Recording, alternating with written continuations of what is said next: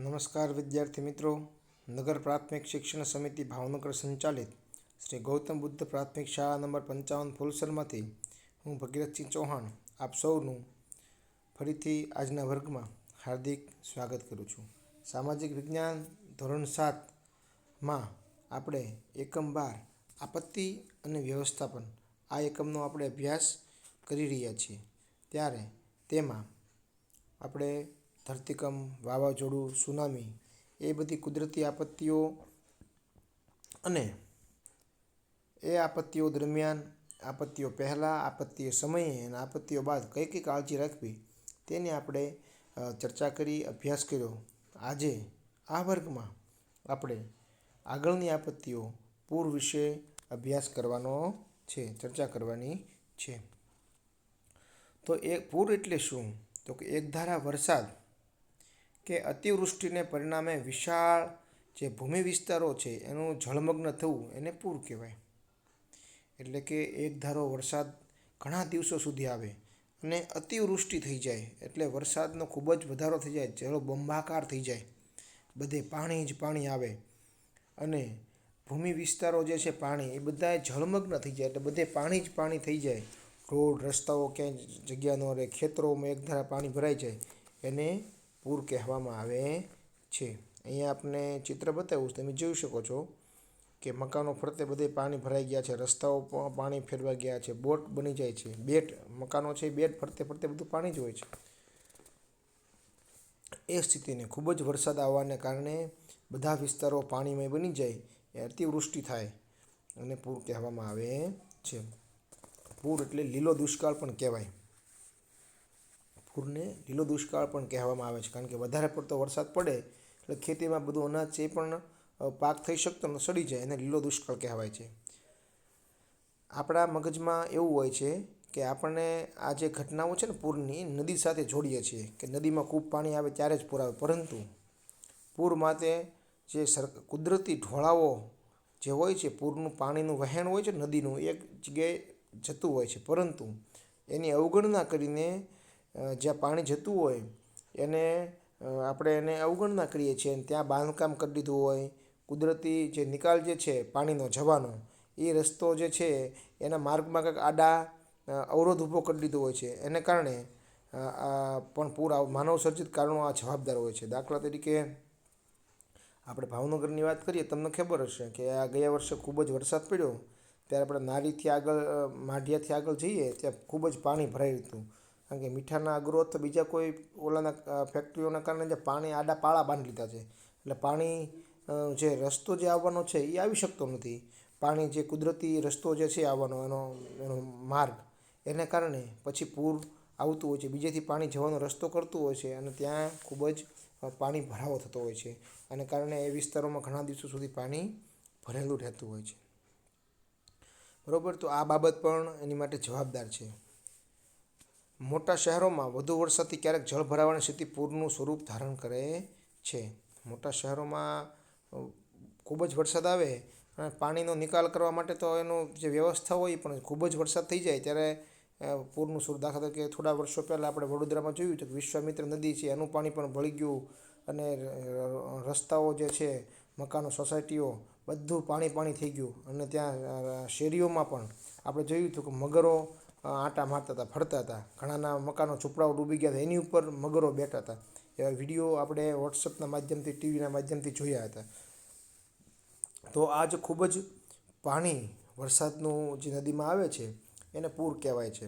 આપણે ગુજરાતની વાત કરીએ ઉપરાંત આપણે ભારત દેશમાં પણ મોટી મોટી નદીઓ છે એમાં પણ અવારનવાર પૂર આવે. દાખલા તરીકે આપણે વાત કરીએ તો બિહાર જે છે એમાં કોસી નદીમાં અવારનવાર પૂર આવે છે અને એને કારણે જાનમાલનું ભારે નુકસાન થાય છે. બધું જ્યારે પૂરની સાથે જ્યારે પવન પણ હોય ત્યારે તો વધારે નુકસાન થાય, કાચા મકાનો પડી જતા હોય છે, બરાબર, લાઇટ વહી જતી હોય છે. ઘણી વખત એવું પણ બનતું હોય છે કે ઘણા દિવસો સુધી ખોરાક પણ આપણે મેળવી શકતા, કારણ કે બહાર જવાય એવું જ ન હોય પૂર આવે ત્યારે.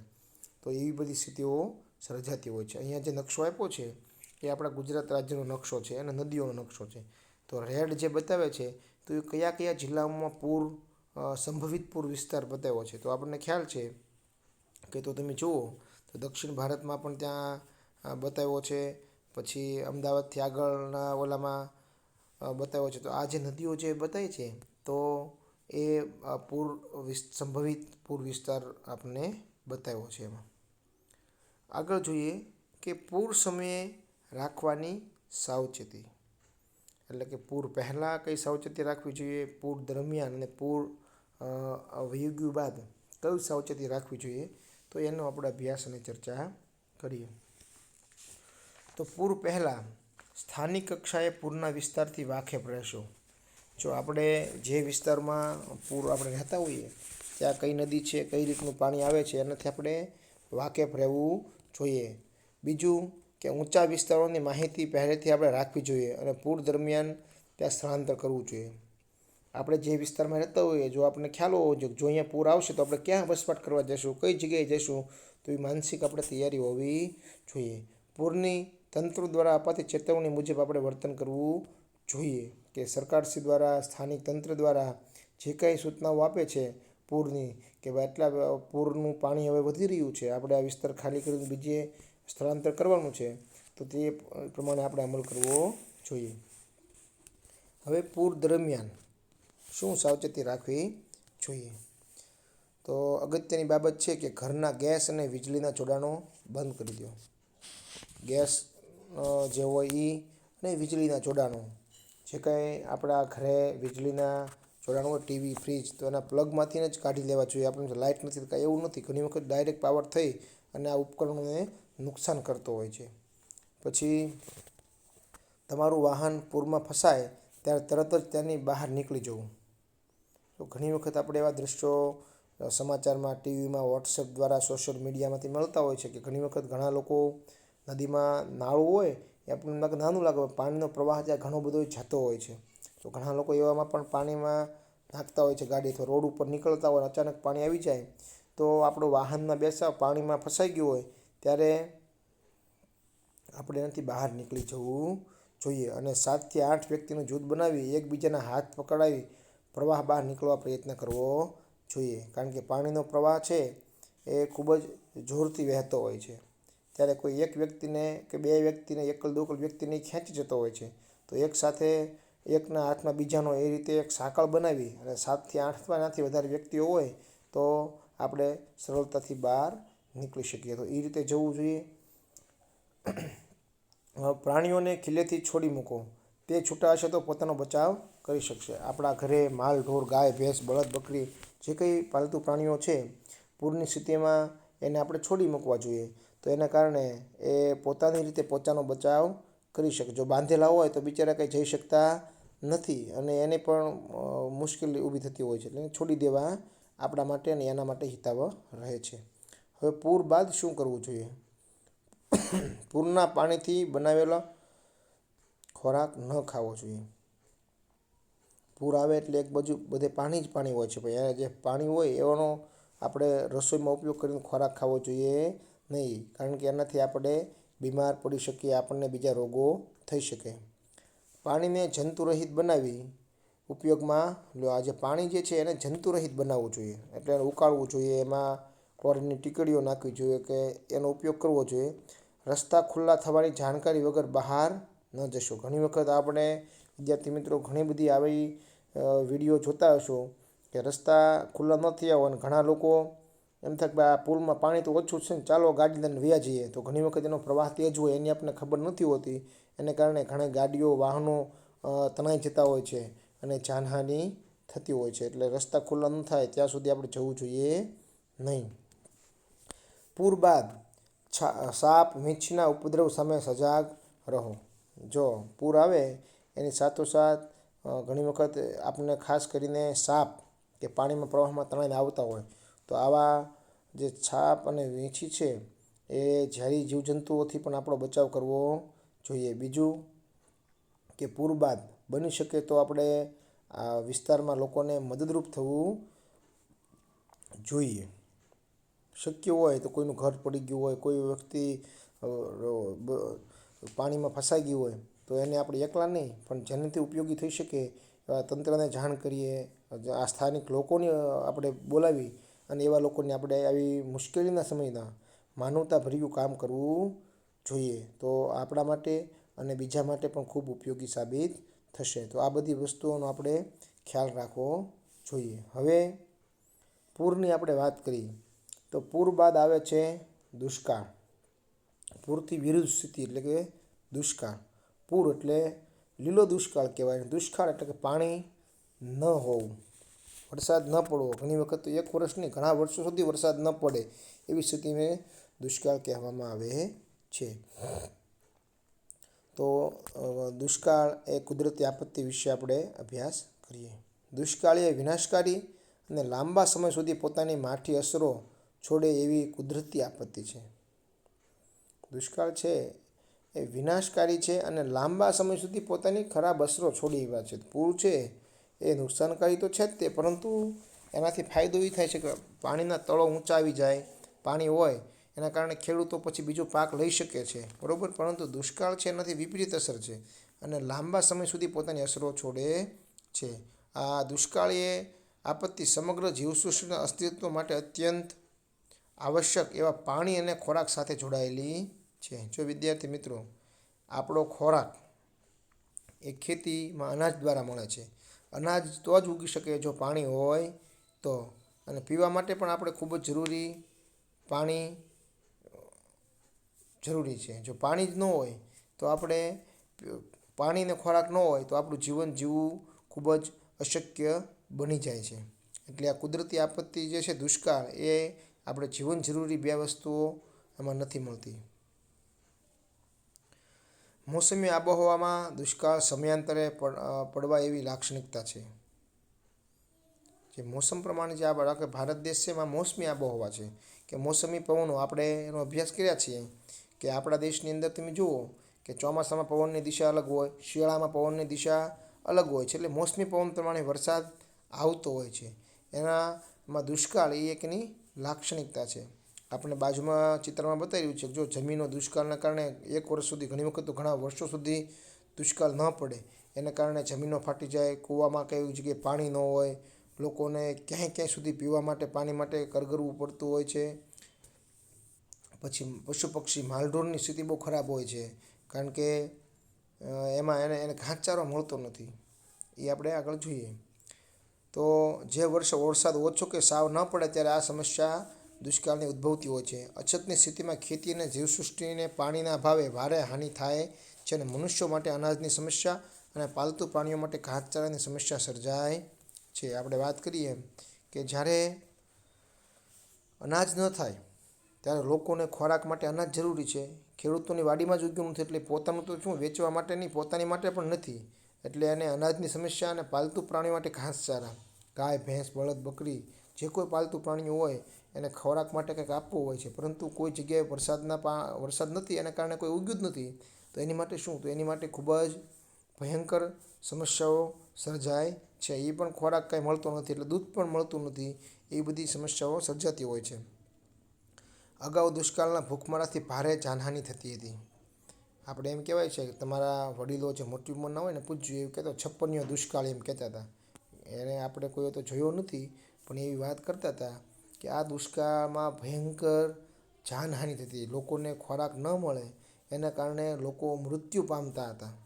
પશુ પક્ષીઓ હાડપિંજરો થઈ જતા હતા, એ મૃત્યુ પામતા હતા. એવું કહેવાય છે કે લોકોને કંઈ ન મળે તો પશુ પક્ષીઓને મારીને પણ એ ખાતા હતા. એવી ભયંકર સ્થિતિ દુષ્કાળમાં જોવા મળતી હતી, બરાબર. અને પશુ પંખીઓને ખોરાકમાં કાંઈ મળતું નહોતું, લોકોને પીવાનું પાણી મળતું નહોતું, ખોરાક માટે કાંઈ મળતું નહોતું, એટલે મૃત્યુ પામતા હતા. પરંતુ હવેના સમયમાં યોગ્ય વ્યવસ્થાપનથી જાનહાનિ અટકાવી શકાય છે. તો પહેલાં આવું થતું એનું કારણ કે સંસાધનો કોઈ હતા નહીં. કોઈ પણ સ્થળે આપણે વસ્તુ પહોંચાડવી હોય તો એવા સંસાધનો નહોતા, ફોન નહોતા, મોબાઈલ નહોતા, બરાબર. હવે એ સ્થિતિ આપણે ટાળી શક્યા છીએ, કારણ કે આપણે અમુક વિસ્તારોમાં દુષ્કાળ પડ્યો હોય તો દેશમાંથી અથવા બીજા વિસ્તારમાંથી આપણે અનાજ મંગાવી શકીએ છીએ. તો અત્યારના સમયમાં આ સમસ્યા થોડીક હળવી થઈ છે. હવે આપણે જોવાનું છે કે દુષ્કાળના સમયે કેવા કેવા પગલાં લેવા જોઈએ.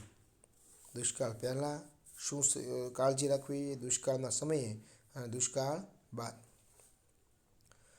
તો દુષ્કાળ પહેલાં જોઈએ તો પાણીના ઉપલબ્ધ જથ્થા મુજબ આયોજન કરવું, ટપક સિંચાઈનો પ્રચાર કરવો. વિદ્યાર્થી મિત્રો, હજી હું કહું છું તમને, વર્ગમાં પણ આપણે ઘણી વખત આ વિશે ચર્ચા કરી ચૂક્યા છીએ કે જળ એ જ જીવન છે. જો તમે જળને બચાવશો તો જળ આપણને બચાવશે. એટલે પાણીનો ખોટો બગાડ કરવો જોઈએ નહીં. પાણીનું આયોજન કરવું જોઈએ. ખેતીમાં પણ ટપક સિંચાઈ પદ્ધતિ અપનાવવી જોઈએ. આપણા ઘરે પણ ઘણા લોકો કારણ વગર પાણીથી ખોટા વધારે પડતો પાણીનો ઉપયોગ કરીને નાય છે. લોટો મોટો જબર પાણીનો ભરે, પછી એક ઘૂંટડો પીને પાણી ઢોળી નાખે છે. બરાબર, આપણને ખ્યાલ છે કે આખા વિશ્વમાં પીવાલાયક પાણી ખૂબ જ ઓછું છે. ફક્ત 2% પાણી પીવાલાયક છે. બરાબર, તો આપણે આનું સાવચેતી અને ગંભીરતા રાખવી જોઈએ. એટલે પાણી જે છે એનો ખોટો બગાડ કરવો જોઈએ નહીં, જેના કારણે આપણે પાણીની બચત કરી શકીએ. ખેતીની અંદર ટપક સિંચાઈ પદ્ધતિ, ફુવારા પદ્ધતિનો ઉપયોગ કરવો જોઈએ, જેના કારણે પાણીની બચત કરી શકાય. આપણને ખ્યાલ છે કે આપણે અભ્યાસ ગુજરાતીમાં ભણીએ છીએ કે ગાંધીજીની વાત આવે છે કે સાબરમતી નદીના કિનારે ગાંધીજીનો આશ્રમ હતો. ત્યારે સવારમાં એક લોટો નદીમાંથી પાણી ભરી અને મોઢું ધોઈ નાખતા, દાંતણ કરી નાખતા. એટલે મહાદેવભાઈ દેસાઈ એની સાથે હતા. કીધું કે બાપુ, અહીંયા પાણીનો ક્યાં ટોટો છે, તમે તો પાણી વાપરો ને. આખી સાબરમતી નદી વહી જાય છે. ત્યારે પૂજ્ય બાપુએ ખૂબ સરસ વાત કરી હતી કે આ નદીનું પાણી જે જાય છે ને એ મારા એકલા માટે નથી, પશુ પક્ષી જીવજંતુ બધા માટે છે.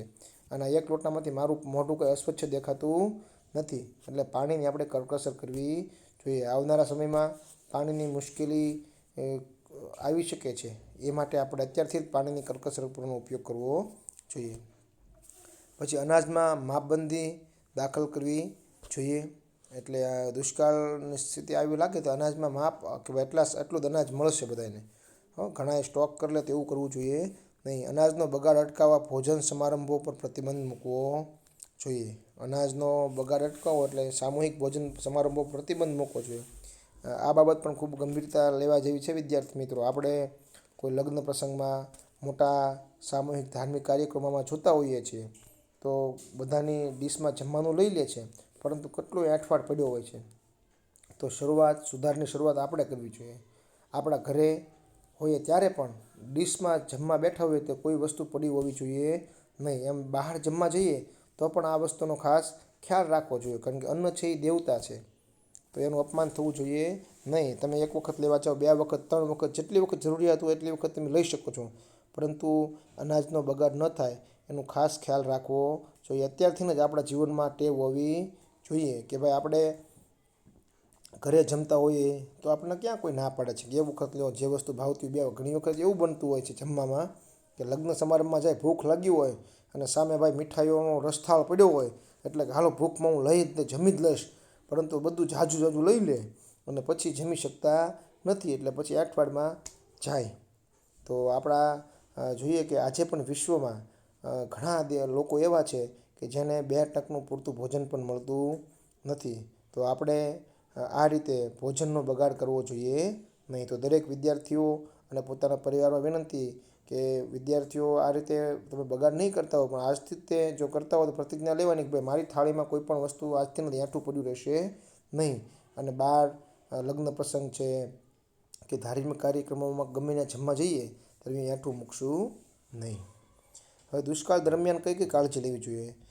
તો કે રાહત દરે અનાજના વિતરણની વ્યવસ્થા ગોઠવવી જોઈએ. સરકારશ્રી અને તંત્ર દ્વારા આ વ્યવસ્થા ગોઠવવામાં આવે છે કે ભોજન અનાજ હોતું નથી એટલે રાહતના દરે આપે છે. અત્યારની સમયમાં તમે જોઈ શકો છો કે કોરોના મહામારીના સમયમાં પણ તંત્ર દ્વારા જે ધંધાઓ લોકડાઉન હતું તો ત્યારે પણ તંત્ર દ્વારા, સરકારશ્રી દ્વારા ઘઉં, ચોખા અને અનાજ, કઠોળનું વિતરણની વ્યવસ્થા કરવામાં આવી હતી. તો એ સમયે કરવી જોઈએ. તાકીદ સિવાયના બાંધકામ બંધ રાખવા જોઈએ. જે ખૂબ જ જરૂરી હોય એ સિવાયના બાંધકામો બંધ રાખવા જોઈએ, કારણ કે એમાં પાણીની જરૂરિયાત પડે. તો આ સમયે પાણી તો ઓછું હોય તો એવું બંધ રાખવું જોઈએ. અનાજ અને ઘાસચારાના સંગ્રહખોરી સામે પ્રતિબંધાત્મક પગલાં ભરવા જોઈએ. આ ખાસ અગત્યનું છે, કારણ કે ઘણા લોકોને જ્યારે આપણે ભોજન સમારંભમાં પણ એવું થતું હોય છે, તમે જોયું હશે. કારણ કે એમ કહે ને કે ભાઈ આ બરફી હવે ખૂટી જવાની છે તો બધા એ જ લઈ લેશે, 5-5 બટકા લઈ લે. ન ખૂટતી હોય ને તો તાન પાડી દઈએ. શાક ઓછું છે એવી ખબર પડે એટલે બધા એ જ શાક લેશે. એની જેમ અનાજ અને ઘાસચારા છે, ઘણા લોકો એનો સંગ્રહ કરી લે છે. એટલે મોટા મોટા ગોડાઉનો ભર્યા હોય એની એકની પાસે હોય, બીજા પાસે બિચારાને કંઈ ન હોય. તો સરકારશ્રી દ્વારા આ પગલાં લેવા જોઈએ. અને આવું હોય ત્યારે સરકારશ્રી પગલાં પણ લેતા હોય છે કે અનાજ અને ઘાસચારો છે એનો કોઈ સંગ્રહ કરી શકે નહીં. જો સંગ્રહ કરે તેની સામે પગલાં લેવામાં ભરવા જોઈએ. પછી દુષ્કાળ બાદની સ્થિતિમાં શું કરવું જોઈએ? તો કે ભાવિ આયોજનમાં જળસંચયના કામોને અગ્રતા આપવી. ભવિષ્ય માટે દુષ્કાળ આવી ગયો તો હવે આપણે ખ્યાલ આવ્યો કે દુષ્કાળમાં તો પાણીની વિકટ પરિસ્થિતિ છે. તો આપણે શું કરવું જોઈએ? તો કે ભવિષ્ય માટે વધારેમાં વધારે પાણીનો સંગ્રહ થઈ શકે એવા કામોને અગ્રતા આપવી. ચેકડેમો બાંધવા જોઈએ, તળાવો ઊંડા કરવા જોઈએ, એવું કરવું જોઈએ. અનાજના બફર સ્ટોક માટે આયોજન કરવું. તો આવી જ્યારે સ્થિતિ આવે તે પહેલાં અનાજનો સ્ટોક જે છે જો હોય તો એમાંથી લોકોને રાહત દરે અનાજ પણ આપી શકાય છે. પણ ન હોય તો બફર સ્ટોક આવું આયોજન કરવું જોઈએ. નદીઓને એકબીજા સાથે જોડી સમુદ્રમાં વહી જતા પાણીને રોકવું. આપને ખ્યાલ છે વિદ્યાર્થી મિત્રો કે નદીઓનું પાણી છેલ્લે સમુદ્રમાં જતું હોય છે. એના બદલે નદીઓના પાણીને રોકવું જોઈએ અને એનું પાણી જે છે સમુદ્રમાં જે વહી જાય છે એને રોકી અને પાણીનો આપણે સદુપયોગ કરી શકીએ છીએ.